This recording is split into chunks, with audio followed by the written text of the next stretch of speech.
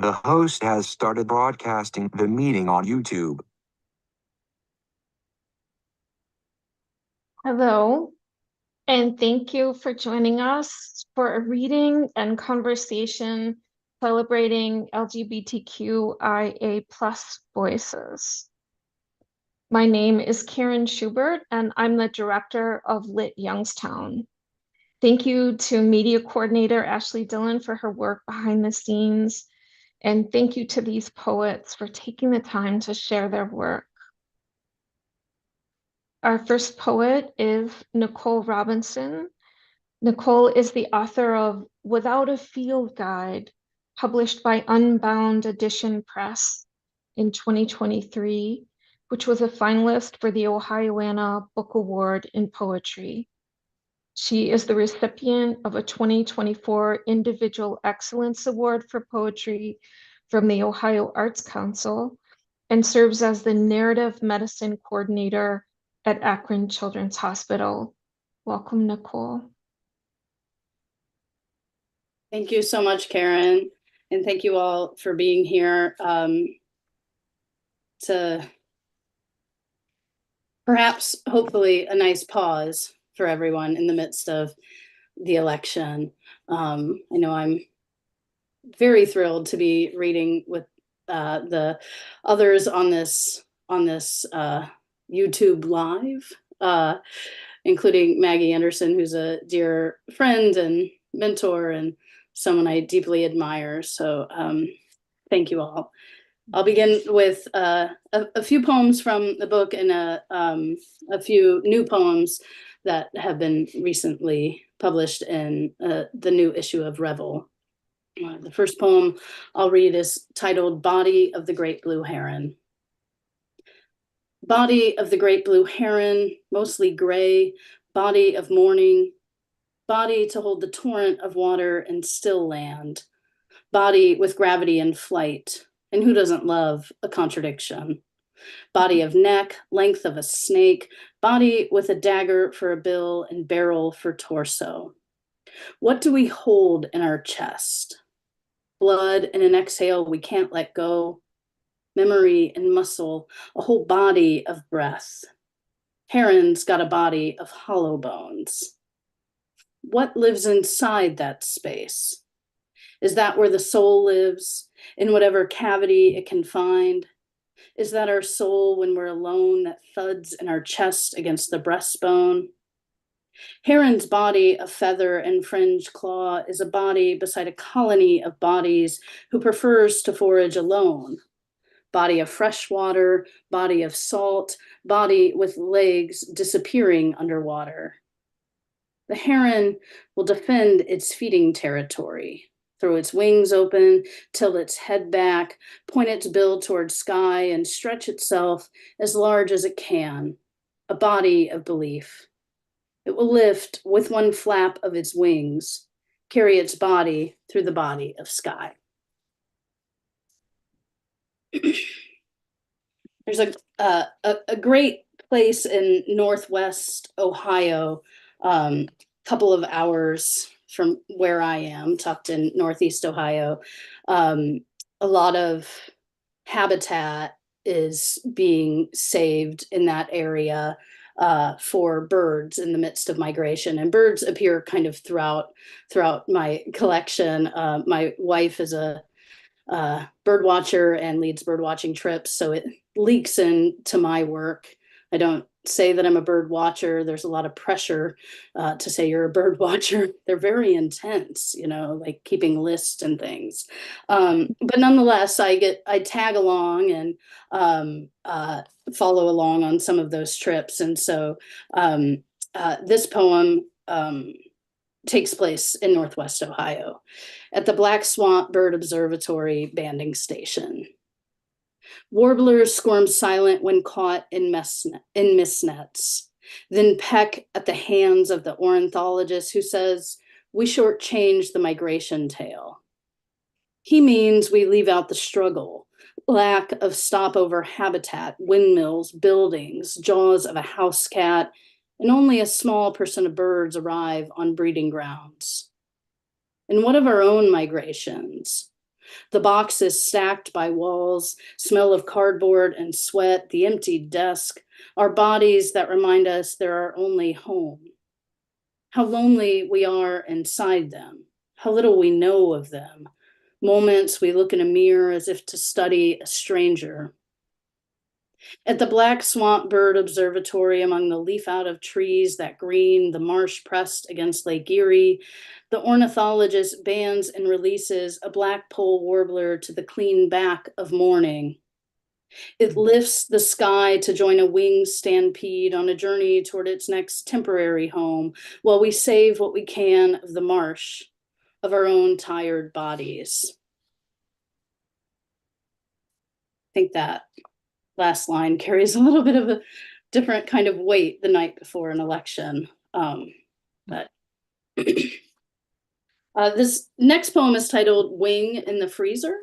I'm vegan, but one time I had a grad student who was house sitting and dog sitting for us, and she called me quite alarmed and said, "I thought you were vegan, but there's birds in your freezer."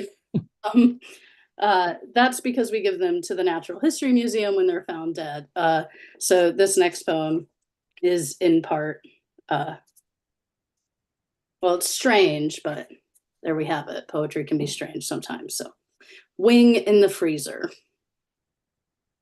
To understand desire, be Angerona in Rome, one finger over your mouth. Her statue was found in a shrine for the goddess of pleasure. By the way, there's a wing in my freezer. It's April, and I'm in Ohio taking photos of snowdrops. Snowdrops are early spring flowers, small balloons of white hanging from leaves. In my dream, I was voluptuous, good morning pleasure, or good morning pleasure. Angerona lifted her finger from her lips and told me a secret.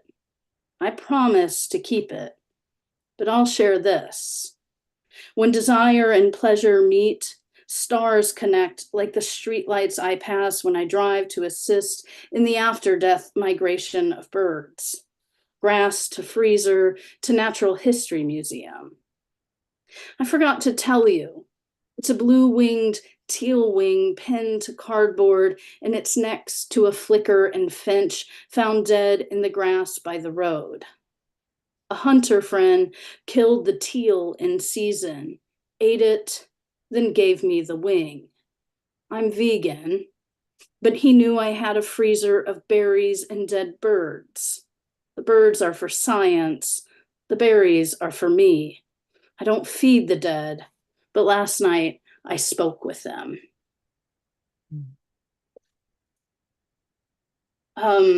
So there have been a lot of print journals, sadly, going under in our world. And so there's a newer print journal, Revel, that is quite remarkable.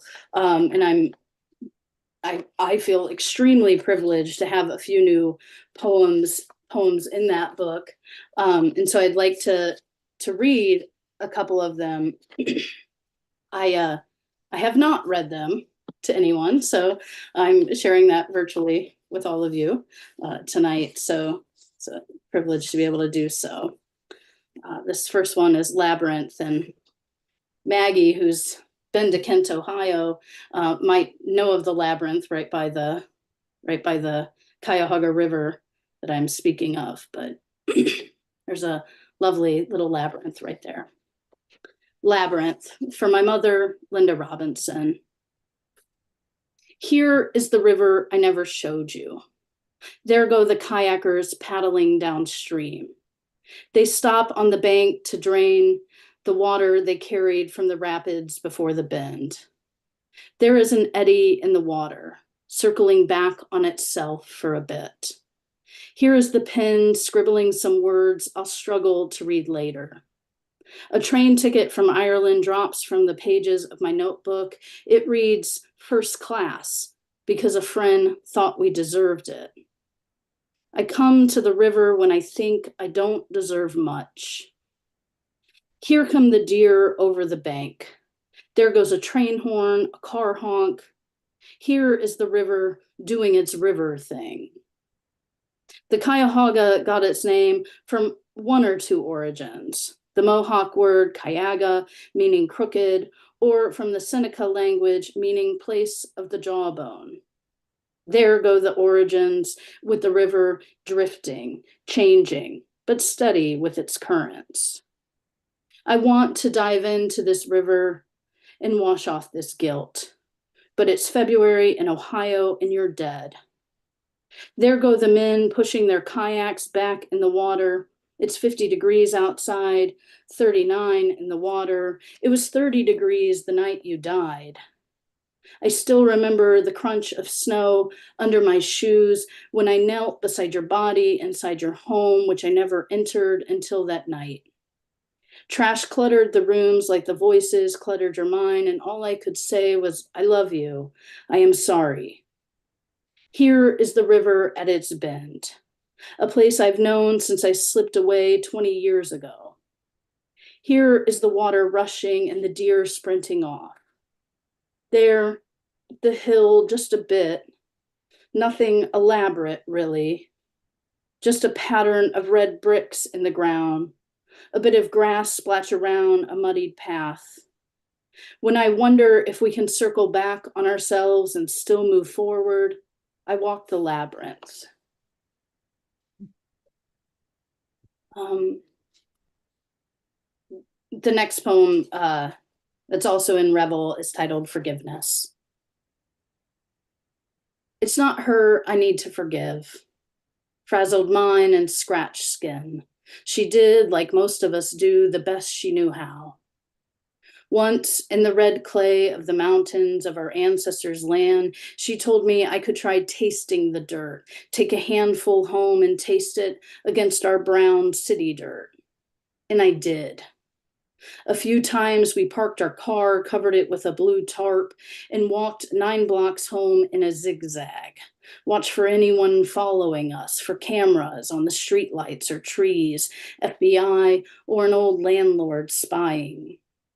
I was too young to understand, but I learned to pay attention when walking. Except I mostly got lost in the design of branches, of apartment windows, glowing a pattern I tried to follow. The forgiveness must be for me. The way it all became too much, and I was too young, and the trees looked tangled above the sidewalk, and I just wanted to escape, wanted to sprint away, but stay close enough to help from a distance. But I didn't help much, never hugged her, not really. Just a side hug and a pat on the back. She made me dizzy. What other kind of daughter could I be? And is it too late now? Wherever forgiveness lives, it must live there, camped in the center of unanswerable questions, where we don't just dig for the answers, we eat the dirt where they're buried. And I'm just going to finish with one last poem because it is the night before an election, and how do I not? This is one of those poems that I wrote, and after titling it, thought, who am I to title a poem such a title? But it's titled America. Okay. We ache. We argue against the TV and our thoughts flatten. We break a dish in the sink and bleed cleaning it up. We cry and crawl through crud. We drag and devour our fate like a feast. We eat leftovers for breakfast, evaluate life and therapy. We fumble joy mid-protest, gamble morals for morsels. We grasp the grit. We halt, then humbly ignite. We incite. We jump rope and recall childhood songs. We jam our dreams, knit our knots, but still knock on a neighbor's door. We linger inside language, then mumble our speech. We negate. We negotiate the curve on our bikes. We organize and open yesterday's mail. We pray and plummet in pain, quiz ourselves until we quit. We read, then rumble our voice louder than tweets. We stumble and the stun still rises. We stretch and topple the takeaway, then unravel. We uproot what we didn't know was rooted. We vote, hopefully tomorrow, and vent with friends. We wait. We would do more, but how? We x-ray bodies to find the break's location. We yell and yearn and zip children's coats to keep out the cold. We zoom through an alphabetical list without noticing our breath that holds us here in this chair, without noticing how small we are and how small we aren't. Thank you.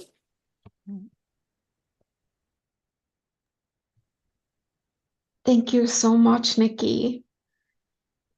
I also want to thank Pop Art Books Culture for the bookshop link. Thank you for purchasing these fine poets' works through this link, which will support them, the poets, as well as their small presses, as well as our beloved local bookstore. It's a great invention. Our next poet is Brent Armendinger. Brent is the author of Street Gloss, published by the Operating System in 2019, and The Ghost in Us Was Multiplying, published by Noemi Press in 2015, both of which were finalists for the California Book Award in Poetry. Brent teaches creative writing at Pitzer College in Claremont, California, and lives in Los Angeles. Welcome, Brent. Thank you so much, Karen. It's a real pleasure to be here. I'm hoping that you can hear me okay? Okay, great. Yeah, I met Karen at Headlands Institute for the Arts, I think in 2012 or 2013, it was around there. And Karen herself is an amazing poet and a wonderful custodian of culture. And it's an honor to read here alongside Nikki, Rochelle, and Maggie. I live in LA, but I am actually at school today. I'm in Claremont in my office. So that's where I am. Okay. I'm gonna read a poem called Of All Places. And it's kind of a queer, eco-poetical, historical engagement with the place where I grew up, which is a small town in Western New York called Warsaw. Of all places, cottonwood seeds like soft white stars float down to the creek. The Awaka, I thought mistakenly, broke loose from the Genesee, which broke loose from Lake Ontario, lifted intermittently by currents, forgetting that rivers run inside of creeks even as creeks flow to them, imagine them. Not unlike those that usher them when they finally encounter the not yet fuller selves they carry and become, the water's lips. When I met the lips of another man for the first time, his spit pooled in my mind's mouth for years before. My stars burst but stayed inside.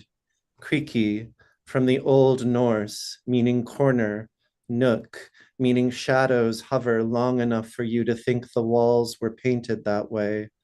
Burning in reverse as I pulled away from the man I pulled towards me, with such ventriloquized on Main Street in Warsaw, New York, audacity of all places, the town where I was born. In the 1570s came inlet or short arm of a river. The corner seeks its room. The creek flows 58 miles to the Genesee, beginning on a high plateau in Gainesville, and the arm goes searching for a body to belong to, just south of Warsaw, of all places, to a Pend whose area spans 22,400 of the 3.5 million acres the Seneca Nation, known as Keeper of the Western Door, lost in 1797 when that door was torn to splinters by Robert Morris and the Treaty of Big Tree. Jesus loves you, I told him. In the middle of the 10th century, Cruz had a cross in it, an instrument of crucifixion, before it found its way to public sex in 1903, meaning, you don't have to be like this. My words defenestrating, breaking loose from a tongue that broke. But cross also had the devotional movement of the hands, circa 1200, the soft tendrils of its boyhood not against but towards another, devotional. The town even uses the creek, which accounts for 32 of its total acreage, as a water supply, meaning the Awaka, which in Seneca means not breaking loose from the Genesee, but leaving the highlands or approaching an opening, was already swimming in my cells. And in the late 14th century, it had to lay one thing across another, swimming in my spit as I kissed him. But so was Allen's Creek, the name it was given after the first white settler took up residence along its banks, still searching for a phantom mouth in the shallows, moving towards motion's beginning. I want to believe in cruising as the opposite of the desire for a destination to stab with flag or deed. I want to curl up in its soft uncutting cur, the wandering it shares with creek. But cruise has Dutch in it too, from the 1650s, cruisin', meaning to sail to and fro, meaning we know where all that sailing got us, and ours so forcefully erasing theirs. See the Holland Land Company, and cross has thwart, obstruct, hinder, oppose in it. See the approximately 30,000 acres of land remaining in New York that still belongs to the Seneca. I want to believe we could sail without devouring, come without arriving. We waded like fowl into foam, as if called by an underwater bell, for sustenance, for relation. I held my breath and plunged my clothed but naked body into the end of not knowing, approaching some kind of opening. But the end was a knot gnawing on shame.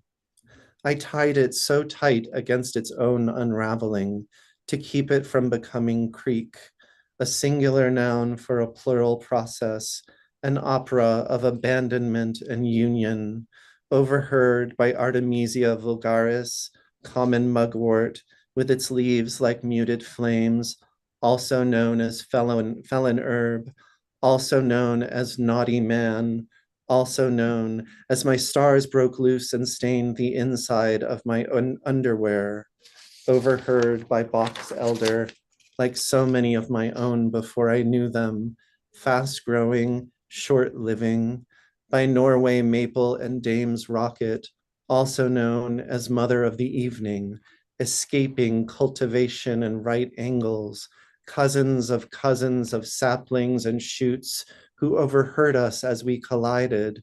And I gut ran from him, from me, not yet tributary, from both of us, from all of us, not yet breaking towards felons and vulgar goddesses that night. Drink some water. At water's edge, some maples choose not to be trees, instead abiding in eroding shale to cruise the creek that by turns grinds and caresses this valley. Some leaves even sink themselves in their envy of stones. Their five-lobed arias dive below gossamer to become geologies, redirecting, rippling. Desire, the dame's unwavering rocket, a soft-toothed invasive species, purpling the edges, puncturing the border between a body and what it couldn't, foliage that swells and swallows. I'm standing on the bridge of that not yet, painting with the sounds that slip out of the air around me, choked with ghosts of burned and burning trees to the north, the Canadian boreal home to conifers, birches, caribou, and all our toxic excesses, the largest intact forest in the world, frozen for half the year or more, while two workers stop to install a figure holding a flag, now on fire, inside an orange plastic diamond, smoke, an upside down mirror of ice, and ice, a sign held up inside a sign, a doubling, an upside down mirror of water, heaving up the carbon and the chemicals it has absorbed, a warning, home to wood frogs, whooping cranes, great gray owls, already heaving from commercial logging, a warning, home to the Waswanipi Cree, fighting to keep the broadback forest intact, the 10% of their land that remains, 1 million acres clear cut every year. In 1941, up the creek appeared as a euphemism for in trouble, especially pregnant, a doubling, a warning, a mouth inside a mouth. A rainbow on the corner of Main Street and Owaka, the flag not of stabbing or claiming, which only increases the risk of extreme fires, reducing windbreak, introducing combustible grasses, but breaking towards another kind of life, the first I've ever seen in this town. This one so loved by the sun, its colors break into the air, spreading not unlike the body and its fluids and transformations we were taught to be so afraid of, a we so cleanly divided from they in 1988 when the Surgeon General, a he so cleanly presiding, mailed a pamphlet, Understanding AIDS, a warning to every US household. And I didn't understand, but I knew I was the audience underneath the audience of innocent faces, all seemingly straight, all except for the Black mother and child, seemingly white, reflected on the cover, the married couple, the construction worker, the teenagers gathered around the car. I knew I was up the creek, an upside down mirror of those faces, pregnant with a river I could not name, spreading like the smoke from burning forests, like the laws that multiply against us now, that us is finally more capacious, now that more of us are throwing up the shackles they, so cynically divided from we, adorn themselves with and want to crush their children with and crush our schools and libraries and hospitals and jobs and past, present, future loves and lovers, but most of all, the unacknowledged wounds of the so-called American dream. Forgetting that rivers run inside of creeks, even as creeks also related to the Swedish creek, and perhaps originally flow to them, imagine them, full of bends and turns. My stepson is transgender, the man told me when I thanked him for putting out the flag in Warsaw, the stars that refuse to refuse. And he has our full support. The sky, the water, the not yet fuller selves we carry and become. So I have one small poem if I have time to read after that very long one. So this is called Meshwork. It also has a heron in it, Nikki. We're doing some rhyming. Okay. Meshwork. A heron landed in the shallows of my notebook as I was trying to drag a poem out of the water. The passengers were clapping in relief, in gratitude for the pilot's skill, for the familiar hand of gravity. I walked into the forest.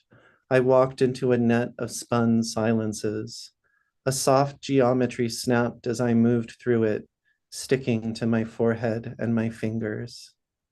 A noise got bent when I pulled it from my mouth. I smoothed it out and strung it up with the others, a wire of not words hanging in the air between my human body and my forest body. The not words said nothing about the forms that rose up all around me. Occasionally, a vowel would fall from a branch and settle on a not word. Occasionally, a consonant would crawl out of the ground. Thank you. Thank you so much, friend. Our next reader is Richelle Hurt, who is the author of the poetry collections The J Girls, a reality show, published by Indiana University Press in 2022, In Which I Play the Runaway, published by Barrow Street in 2016, and The Rusted City, published by White Pine Press in 2014. She lives in Orlando and teaches in the MFA program at the University of Central Florida. Welcome, Richelle. Thanks, Karen. Thanks everyone for being here. I'm so happy to be reading with everyone. And as someone who grew up in Youngstown, I'm always thrilled to be reading for Lit Youngstown. And thank you, Karen, for everything that you do for the literary community there. I'm going to read some new poems from a new manuscript that I'm working on. And these are ekphrastic pieces. So each poem sort of borrows the form of a gallery card. They're prose poems. So the titles are the titles of the works, the author, and the year with the medium. And I have a link that I think maybe is in the YouTube chat that will take you to a list of other links.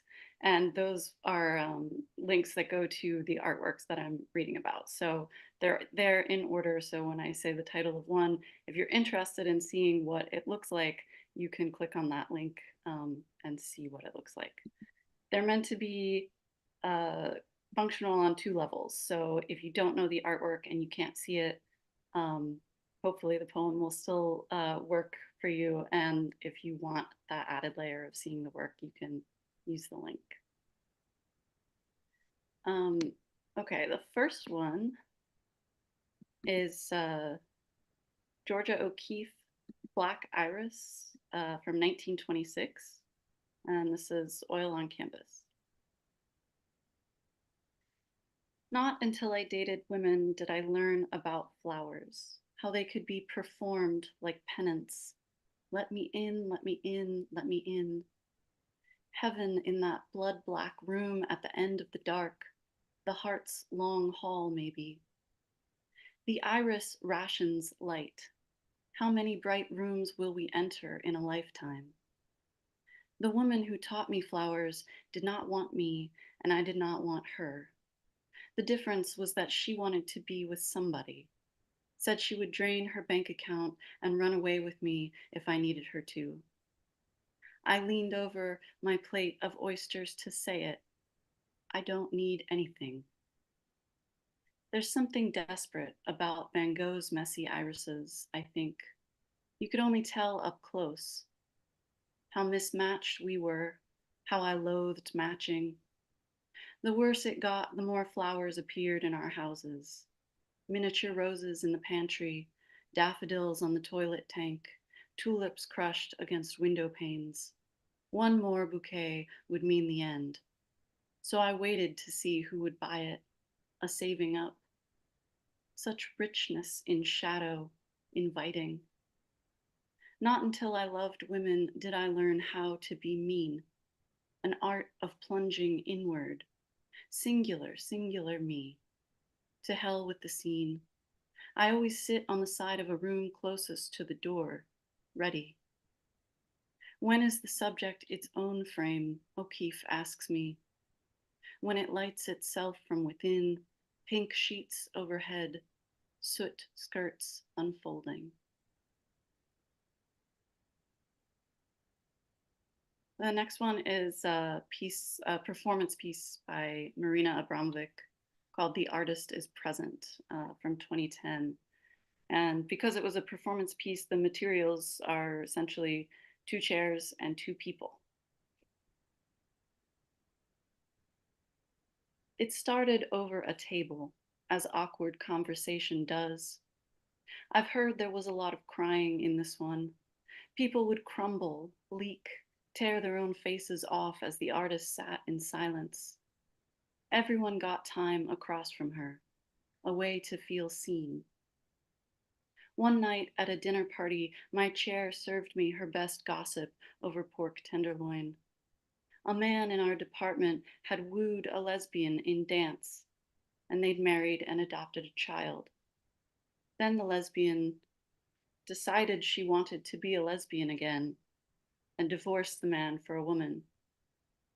It's just that she made such a big deal about being gay, my chair said, and then she switched. I think she felt the switch hit her body, my chair, a betrayal of the either-or life that she'd been given. We sat on the same side of the table and she felt close to me, and for all she knew, I was straight because there were limits to what she could see. I sat in my silence until she politely filled it, weather or traffic. When I quit my job a year later, she cried. Nobody knows how hard I try. I can count all the people I've cried to on one hand, I thought, and kept my arms crossed so she couldn't see herself in me. Some people wanted to reach a hand out to her, the artist. If you look long enough, eye contact becomes indistinguishable from touch. Eventually, the table was taken out of the performance and the boundary between bodies slipped away. I'm just a mirror, the artist said. When I watch the footage, I can still see it. That table, like every table I've scooted up to in my life. And me, quietly setting all the limits, like cutlery.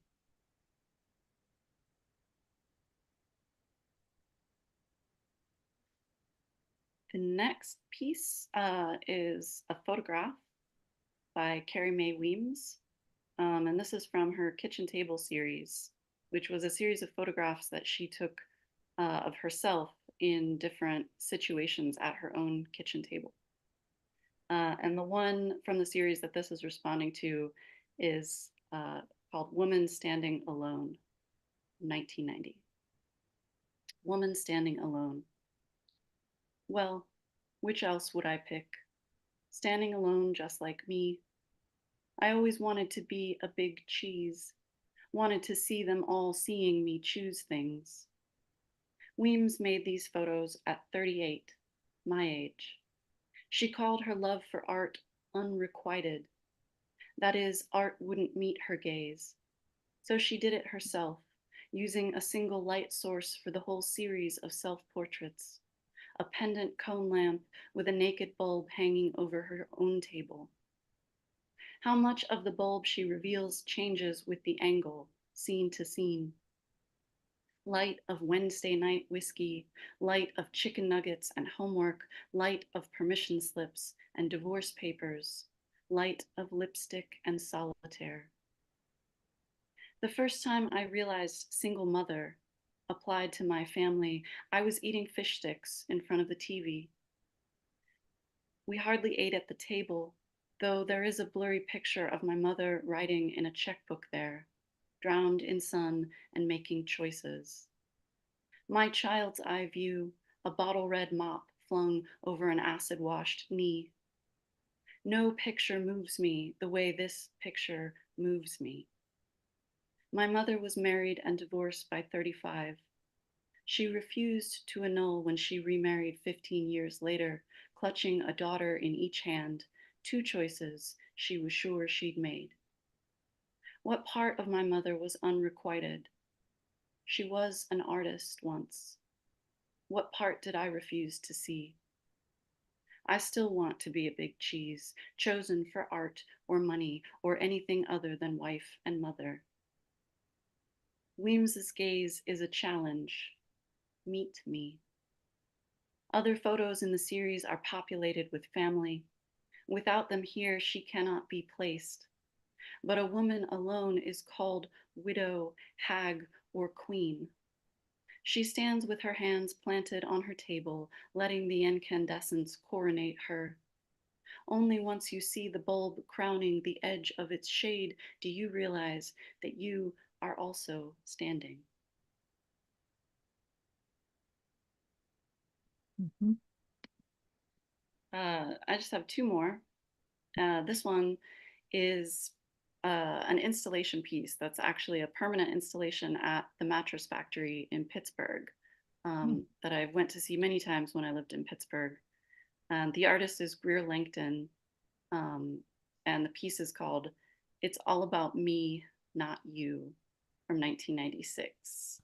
And it's like an enclosed room that replicates the artist's studio when she died. And it's really visually something to see. There's astroturf on the ground and the dolls and figures that she made decorating the whole room, including one of herself in a bed in the corner of the room.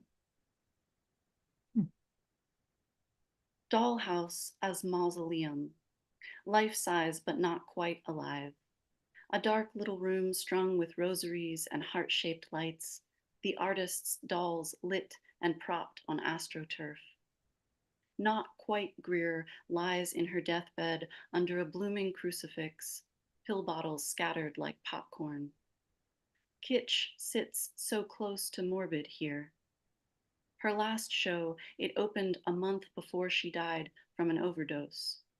Self-portrait as blueprint, or from the future, a shrine. The 27 Club is infamous, but 38 is its own kind of devil. An artist is someone who carries the things they should drop. Like Carson, where can I put it down? Before they were dolls, they were pains in Langton's belly, little needles that stitched themselves into being. They had all the normal problems that all of us had, she wrote.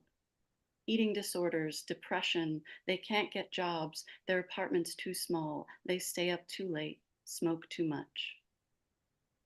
But a doll is not quite a mirror. Maybe some of them understood her and some didn't. A doll is the first to show you what a body can and cannot do. Like a doll, a saint never ages. In Rome, I saw the wax-filled corpse of Saint Teresa through the praying backs of believers. Here on these walls, Langton's pictures outnumber Mary and Jesus. Self-portrait as canonization. Behind glass, the doll in the bed tilts her head to heaven, not quite in prayer. On the empty chair beside her, not quite an answer. One of the plastic stars from the ceiling has fallen and landed there.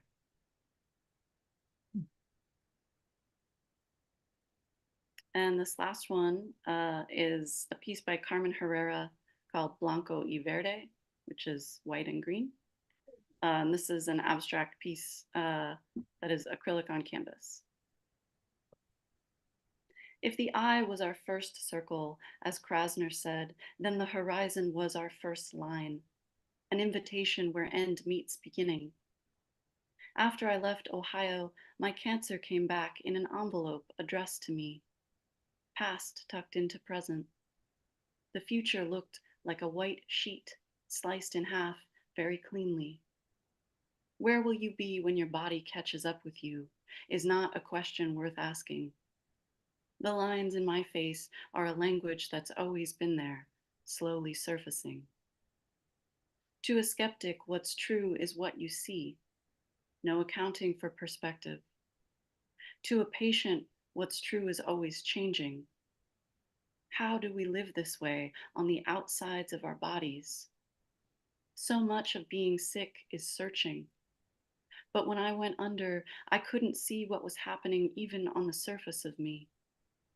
I woke with a pink line dashed across my neck, a scar marking the time elapsed between open and closed. When you look at the future like it's already happened, every person or place you love just becomes a threshold for after. Where I always wanted to be, on to the next. And then another surgery. After it was an entrance, my wound was an exit, and after that, it was an entrance again. This is how I learned the world of straight lines is imaginary, though no less moving to me. In art class, the line was God, origin, and ending. In the beginning, there's green everywhere you look. At the end, a field of snow. Where they touch is the line that terrifies me. Thank you.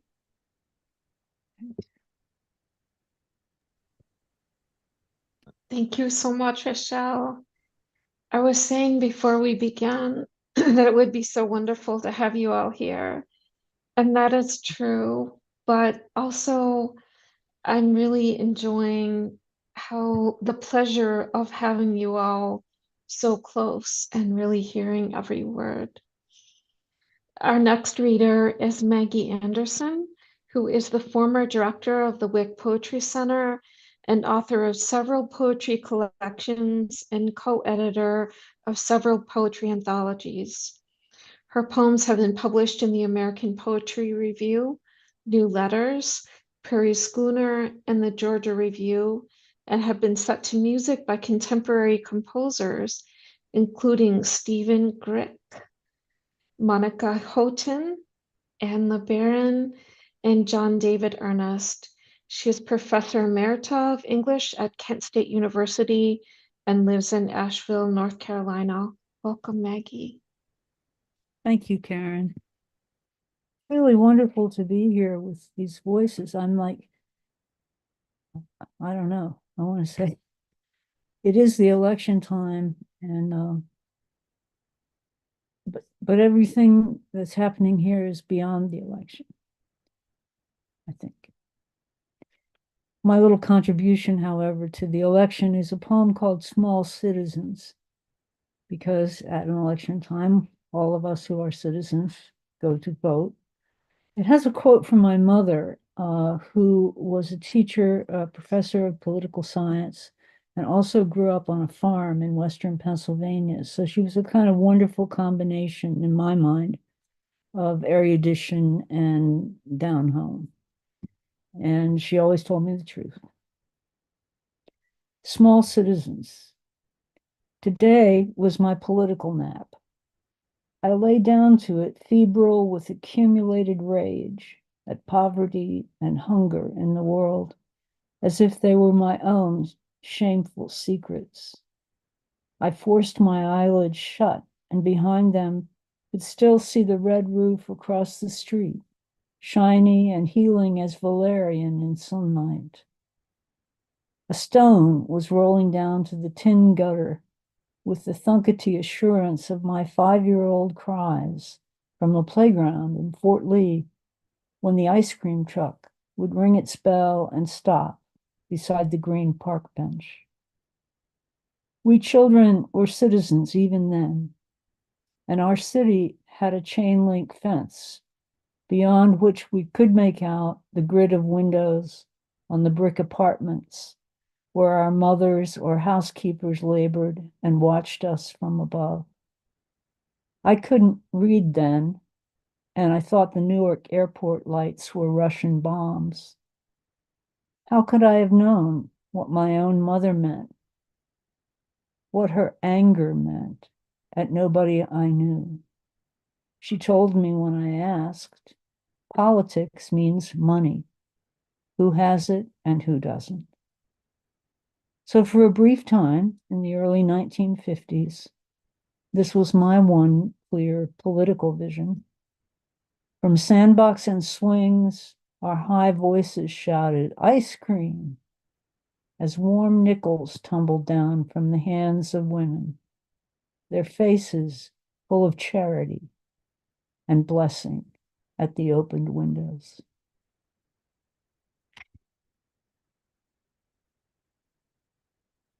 I was trying to figure out, I think this goes from like a sort of lesbian potential love poetry and political poetry. So it's a nice combination. This is one of the former kind of poems. Good time. If your hunger in your innuendo means what I think it does, I like it. You are not the one I love, but I'll give you a slow dance to remember. This sweet, hot tease I trust you to resist, while my fingers wander your spine to your neck and I hold on, while your breath insists its hint and sway against the melody.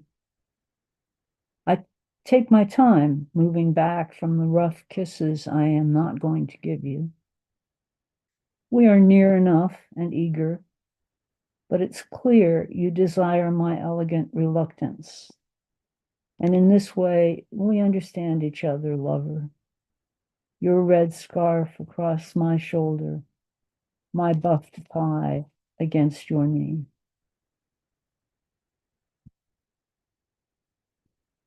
I'm going to read another poem called My Father and Ezra Pound. My father also, like my mother, he grew up in a small coal mining town in West Virginia. But he became a teacher at a boys' school in New Jersey and was sort of erudite in his own kind of odd way. He was also a thing we did not know, or I did not know at the time. He was also gay. So I am actually a second generation heterosexual, homosexual person. Why is Ezra Pound here with my father? I should probably tell you that. Ezra Pound is here with my father because they died at the same time. So that's all you need to know. I drank iced tea with whiskey in it, smoked Salems, and read small poetry books on the cement slab we called a back porch, wedged into a chair made from a broken barrel and painted bright orange.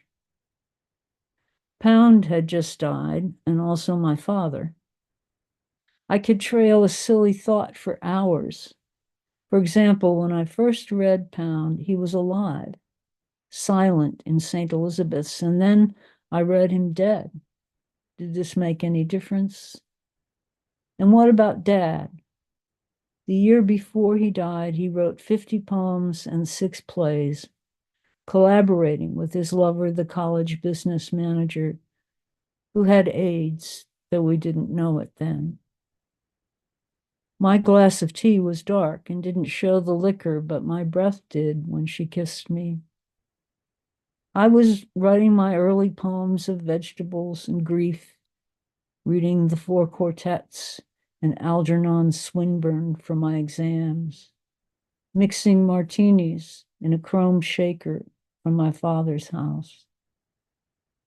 All those years it took him to work out whom he loved, and he waited until the end to break his silence. Envelopes of blue mimeographed pages, his legacy.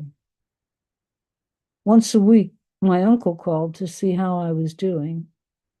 My father was his only brother, so pretty good, I always said. I listened to the Doors and Joplin.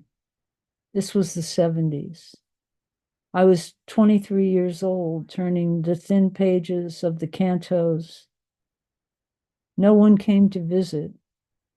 We had 2 dogs. We needed nothing then except each other, and that we needed all the time.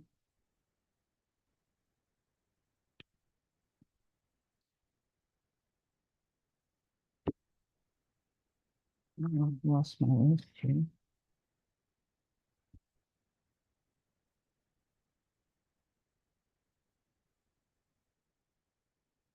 Staying with the literary for a minute here, I have a poem called Reading Yusef. Yusef refers in this poem to the poet Yusef Komunyakaa, wonderful African-American poet, Vietnam veteran, my age, my friend. Reading Yusef. I'm up early reading your poems again and picturing that war, the way I woke those days on the hard bunk in my dorm room, wondering who was killed today, who came back, how broken. Everything I was burning to know but afraid to hear about. Once we sat together in the apartment with the spiral staircase descending to the dark room of everything where you wrote and read and slept. And yes, there was a saxophone somewhere, alive with whine and flash and gunfire. Coltrane above us, or someone just a little bit like Coltrane, just a little bit. And we were facing each other in the room where we could not turn around. Your hands were full of books and papers. Mine were insistently, deliberately not moving at my sides. So much I wanted to know if you could tell me, but I had to leave something else to do. It was afternoon, and me going off into it to meet that tall white boy who was plenty mad at me, since I was already late and lost and half asleep with long remembering. It was as if I could still hear the dinosaurs crossing the once fertile valley of the desert, snuffling and grunting like giant javelinas, or the first low notes of a trombone breaking in through the oldest silence. I know how sometimes we stand between oneself and another, how we become each other's shadows. I have listened hard for you, like trying to follow a whisper in the wind. Now, beneath the constant rant and roar, I hear you still when I'm reading about war, as I was again this morning in your poems.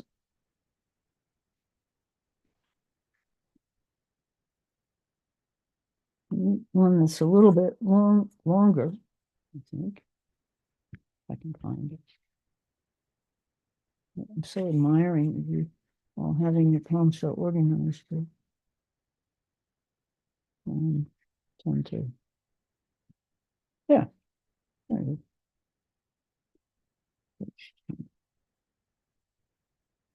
This one's a little longer, but not to worry, they're not all long. Sometimes it's really important to write a long poem. I'm very admiring of those. A few small gestures of concern.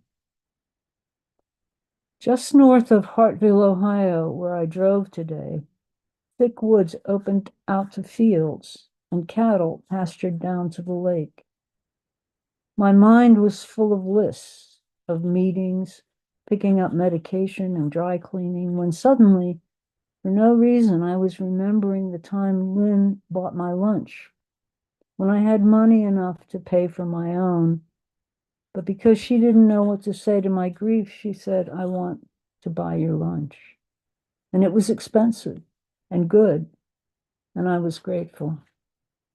Which made me think of Sandra, whom I haven't seen in years, walking beside the Willamette in Portland in the cold sleet of a November night.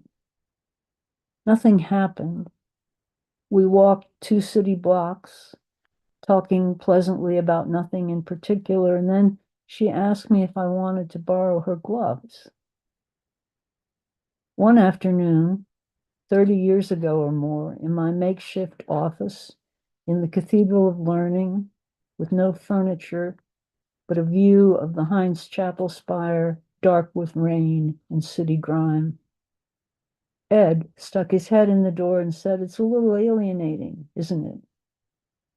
I wasn't sure if he meant Pittsburgh or teaching, the view, or life in general, but they all were. And who would have thought I would remember this so clearly for all these years? In December 1971, I was visiting Jane Bennett in California, Pennsylvania, where I called my father from a wooden phone booth in a drugstore. He was 3 days away from his death, alone in his apartment, aphasic from the strokes.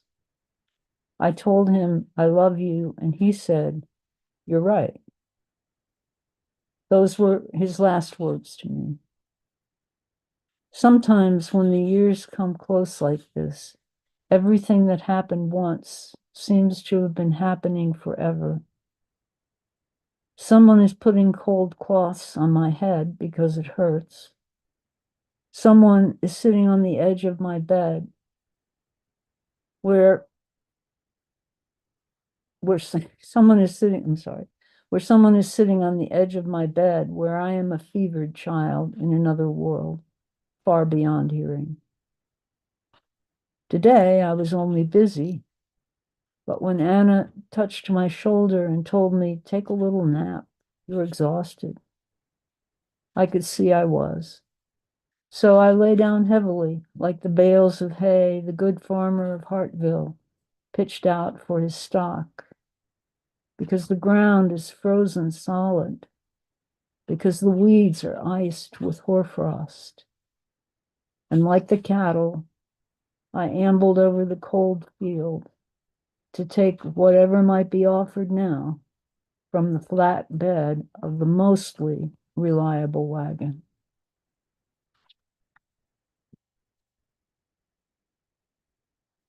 And I can read one more. I think that's good. Okay.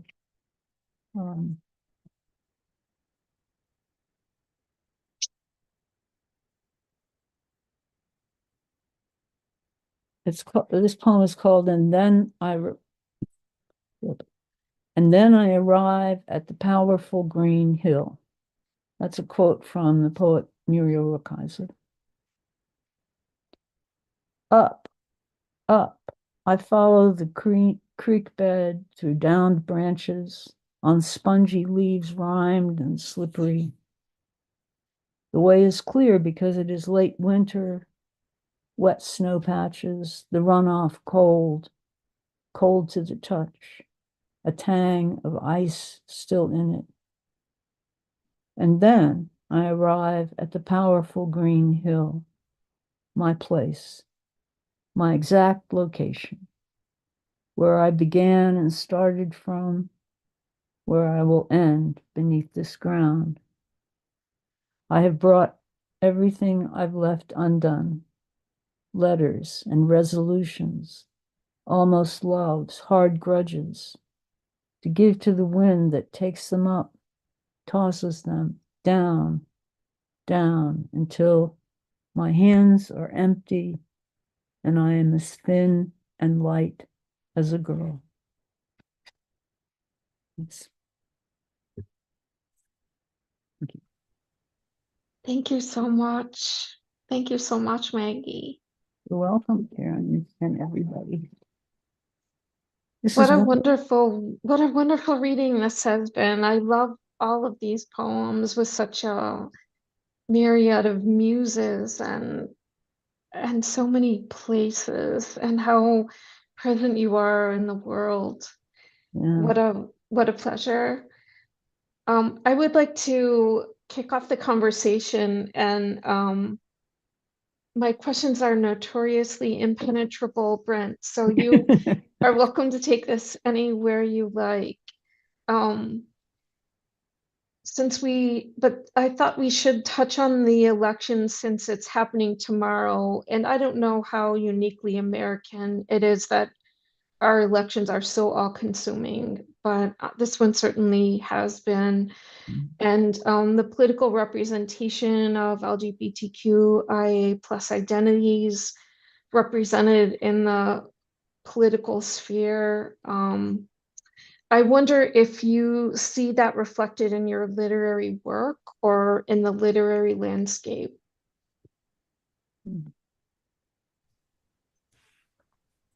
Okay, let me try to respond. First of all, thanks again, and hearing all of you has been really amazing, a real gift. So I guess that's maybe one place to start is community and what it, the way in which poetry and literature can be community, and our voices can be community for each other. When the politicians are recognizing that we're here and when they're not, I think both of those things. And I yeah, I mean, one of the poems I read does reference like the book bans and everything. Specifically, just this escalating trans panic, um, which is horrific and, in my opinion, just misguided rage. Very misguided rage. Sorry, I'm kind of going everywhere with this question, but I guess like I just think about what poetry is about, and for me it's about imagining otherwise. It's about interconnectedness. It's about pushing the language a little bit further, bending it, and seeing what else can be made of it. And so I think that those are sort of inherently democratic processes, that might not always seem political in the way that political in the capital P comes across. But yeah, those are, I am sorry for my sort of meandering answer, but those are some thoughts that occur to me. And Karen said that I should popcorn, or is that, yes? We are in Zoom lingo land now. Maybe Nikki wants to go next. Absolutely don't, but I will. I love that you were meandering. It's a meandering question, I think, honestly. I guess I'm thinking back to the reading, and Brent, I feel like the question came up and the answers were provided in your reading and Rochelle's and in Maggie's. I think Rochelle, I might be messing up the line because we've heard such rich work, but it was something about an artist as someone who carries what others drop, maybe. And then we also had in Maggie's I think it was the last poem. It's a little alienating, isn't it? And so I guess I'm thinking of myself 12 years old on the floor of a library reading books and finding connection there, and finding LGBT representation in literary works. I'm thinking of my 19-year-old self, and reading poems. And to be fully honest, when Karen asked me if I'd want to do this reading, I thought, I don't think I have any gay enough poems to do this. I'm, like and then I thought, wait, that's not, that can't be right, because I am a lesbian woman and I'm writing, and therefore some of the poems, even just that representation, even when it is not really forward on the page, but I think that poetry provides us with a space to hold what otherwise feels like it can't be held. I just said that to a group of teens today at the hospital where I work. I do feel that that is true both in our own writing, but also in our reading. That it allows me to wrestle with, when I'm reading other things, allows me to wrestle with things, and yeah, it's necessary. It's absolutely necessary, with the craft and the art, to provide that space. So I'm meandering as well. So I'm going to pounce it to Rochelle, or popcorn it, not pounce it. Pounce. Oh, that's kind of harsh. I mean that.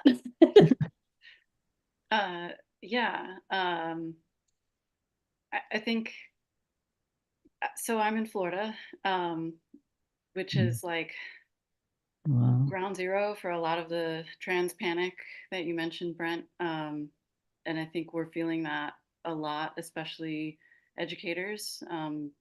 They've enacted legislation here that actually limits what you can and can't talk about in the classroom, which is really frightening. And because that is, I think, an attempt at erasure of people, of lives, and of the like multiplicity of experiences within the community.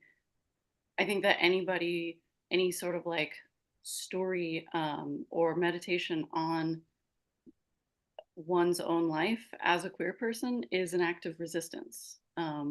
Like, I think some of the political rhetoric that is attempting to demonize and erase queer people, and particularly trans people right now, relies on this idea that like that community is monolithic, that, you know, these are a certain type of people, you know, they're doing this and they want this and this is their agenda. So to like break that monolith up by just as many people talking about their life in a real honest way, as a queer person, I think is so important. You know, whether the poems are explicitly gay or not. I had the same thought. I was like, well, should I like include some, you know, gayer poems?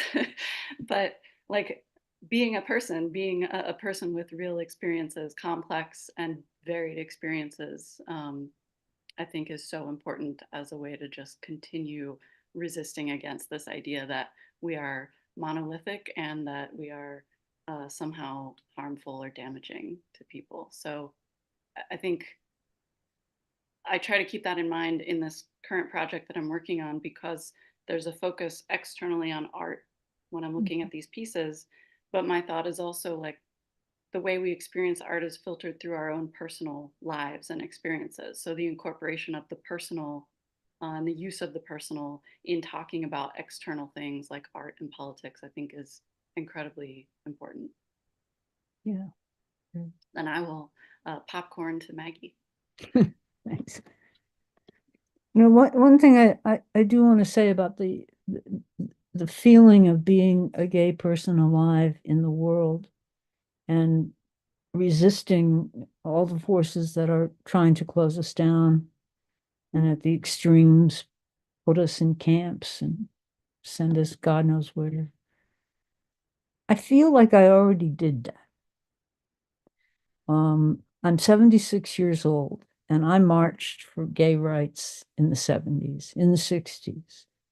And I hid my identity on almost every job I had until I was 45, 50 years old. And at that point, it became safer to speak out. You could do that. And, you know, somebody would complain, but that's okay.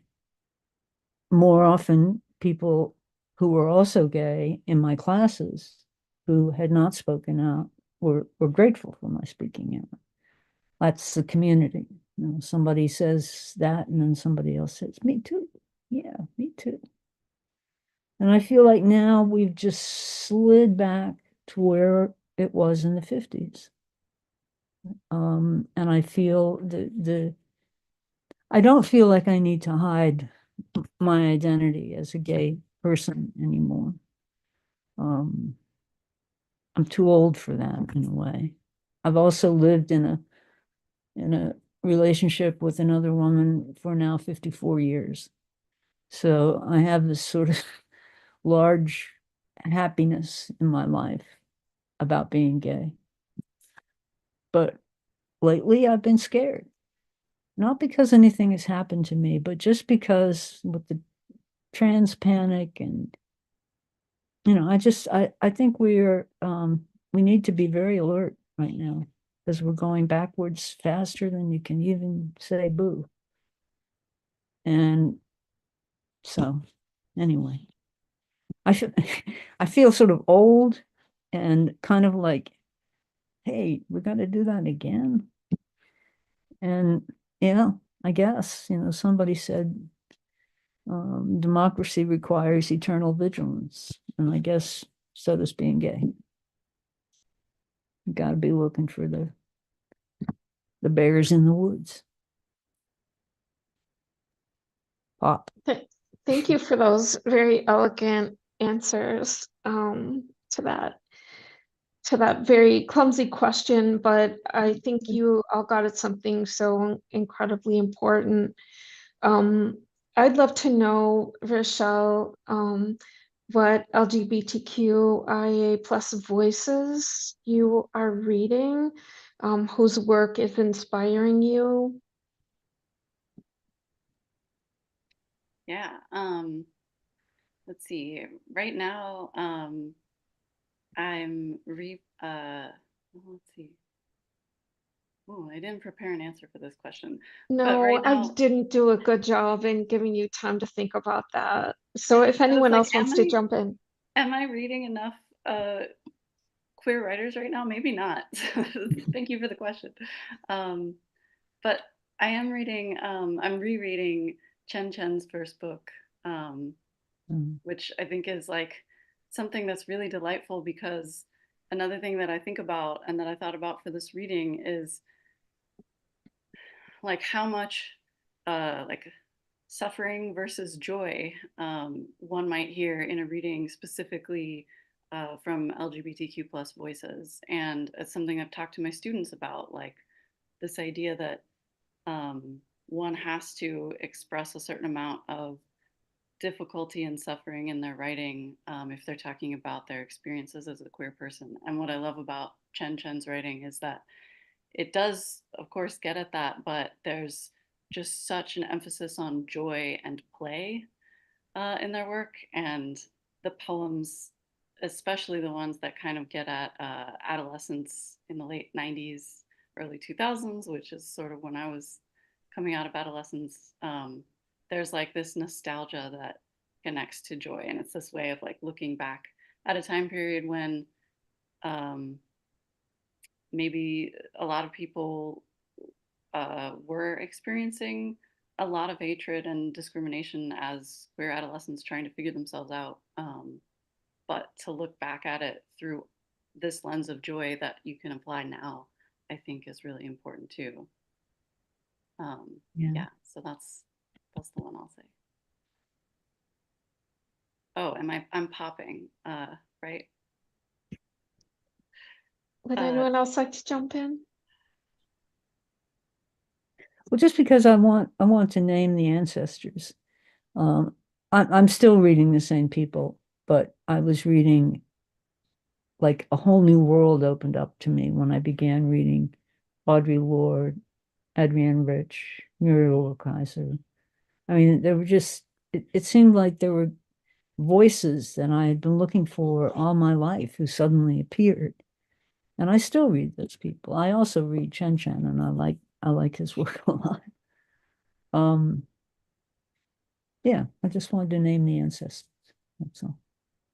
And what they had to work through to come to those poems and essays, and that they dared to write in a dangerous time. Pop to Nikki. Thank you, Maggie. Well, you just named Adrienne Rich, which I'm looking at the book What Is Found There that I've been reading recently, and then contemporary wise, I think of Oliver Bendorf, who's doing remarkable work, and Angie Estes, whom I really love and admire for the high art and craft that she is doing in her work and her ability to use musicality to make me so present, so very, very present. So quick answer, but that's my answer for now. Mm-hmm. So I guess I pop over to Brent. I actually just started reading Oliver Bendorf's new book, Consider the Rooster, and it's wonderful. Mm-hmm. What else? Well, Adrienne Rich made me want to be a poet, made me believe that I could be a poet. So I feel a deep kinship there. Also, some other poets I'm reading now who I love. I mean, C.A. Conrad is a person who continues to come back to me, and their new book,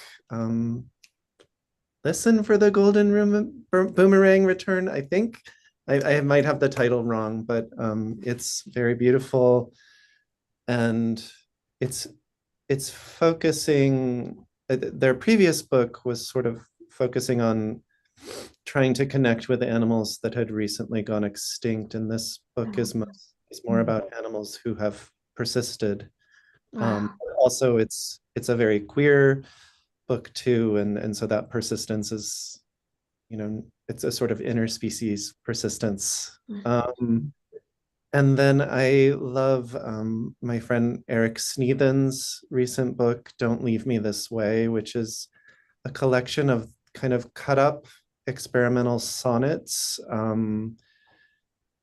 that are about patient zero, Gaitan Dugas, or the person who was wrongly named patient zero and blamed as the person who brought AIDS to North America. It's a gorgeous book as well, and very fierce. Yeah. Sexy, fierce, and sad, I think. Yeah. Oh, that's really such a perfect end. I just want to thank you all so very much for sharing your work, for being in the world, for your voices. And I wish you well. I hope we all get through these next few days with grace and naps. And see you on the other side. Thank you again. Thank you, Karen. Thank you so much, Karen, and Thank you. everyone.